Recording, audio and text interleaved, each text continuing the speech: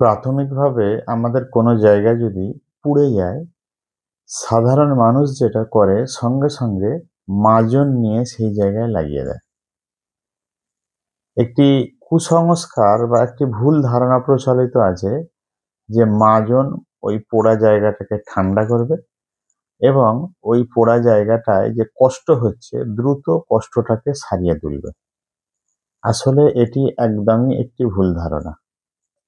কখনো ওই পোড়া জায়গায় মাজন লাগাবেন না। মাজনে মেন্থল বা পুদিনা আছে, সাময়িকভাবে হয়তো ওই জায়গাটায় ঠান্ডা করতে পারে। আসলে কিন্তু মাজন জীবাণুমুক্ত নয়। মাজনে যে রাসায়নিক আছে, রং আছে এবং মাজন ওই যদি পোড়া জায়গায় লাগানো যায় সেখানে ব্যাকটেরিয়া সংক্রমণ হতে পারে।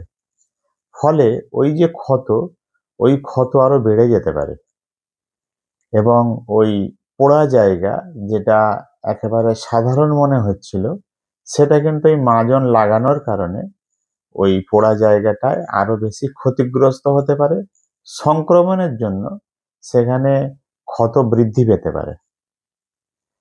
তাহলে আজকে আলোচনা করি যে ঘরোয়াভাবে যখন কোনো কাজ করতে গিয়ে আমাদের কোনো অংশ পুড়ে যায় তাহলে কি করা উচিত। চিকিৎসকের কাছে তো তখন যাওয়া হবে যখন ওই জায়গাটা 5 সেন্টিমিটার বা তার বেশি জায়গা পুড়ে গেছে। সংবেদনশীল জায়গা, বিশেষ করে চোখ, মুখ, এরকম কোনো সংবেদনশীল জায়গা যদি পুড়ে যায়, কোনো শিশু বা বয়স্ক মানুষের কোনো অংশ যদি পুড়ে যায়, তাহলে সঙ্গে সঙ্গে চিকিৎসকের শরণাপন্ন হতে হবে।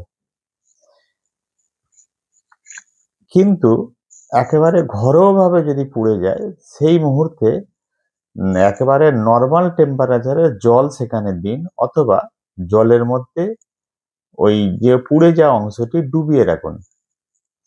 এই পুড়িয়ে যাওয়া অংশটি 10 মিনিট থেকে শুরু করে 20 মিনিট পর্যন্ত।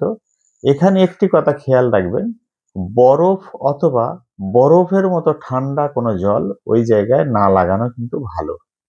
যদি বরফ বা বরফের মতো ঠান্ডা জল ওই জায়গায় লাগানো যায়, সেখানে সাময়িক হয়তো ভালো মনে হলেও আসলে ব্লাড সার্কুলেশন যে চামড়ার নিচে সেখানে বাধাপ্রাপ্ত ঘটে।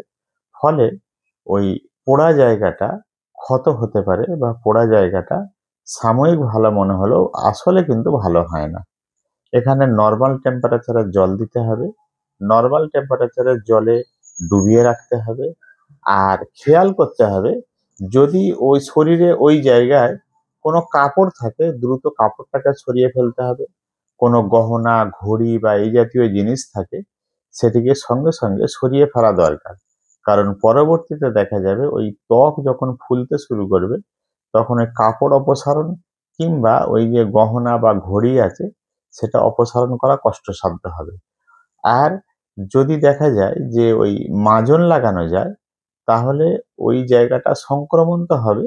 যখন চিকিৎসকের কাছে যাওয়া হবে, চিকিৎসকের কাছে গেলে ওটা ওই মাজনটাকে তুলতে গেলে যে ঘষাঘষি করা হবে এখানে বেশি ক্ষত সৃষ্টি হবে এবং এখানে এই যে তুলতে যাওয়া চিকিৎসকের চিকিৎসা করতে দেরি হয়ে যাবে এবং পেশেন্টের জন্য বা রোগীর জন্য সেটা কষ্টসাধ্য হবে। সেই জন্য অবশ্যই মনে রাখবেন, পোড়া জায়গায় মাজন একেবারেই লাগাবেন না। মাজন লাগানো মানে উপকার না, মাজন লাগানো মানে আসলে কিন্তু ওই জায়গাটার ক্ষতি করে ফেলা হবে। সেই জন্য ক্ষতি না করতে চাইলে অবশ্যই সেখানে সাধারণ টেম্পারেচারে জল দিন এবং বেশি হলে 5 সেন্টিমিটার বেশি বা ফুলে গেলে অবশ্যই কোনো চিকিৎসকের শরণাপন্ন হন। ধন্যবাদ।